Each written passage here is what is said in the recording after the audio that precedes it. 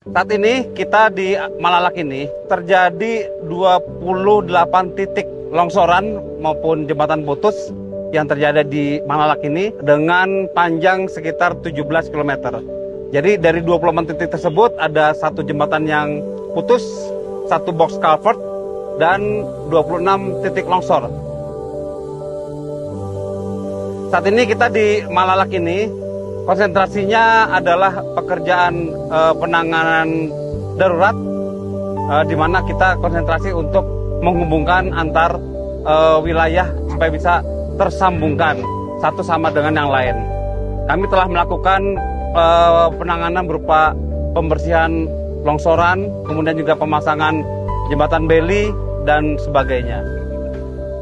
Kemudian paralel dengan tanggap darurat, kita juga menyiapkan desain penanganan permanen untuk 4 buah jembatan. Opsinya ada rangka baja 60 ataupun dengan rangka baja 60. Dan ini kami memerlukan kolaborasi dengan Direktorat Jenderal Sumber Daya Air dan juga pemerintah daerah untuk sama-sama mengamankan sungainya, dan juga pemerintah daerah khususnya untuk membebaskan lahan yang diperlukan untuk penanganan permanen.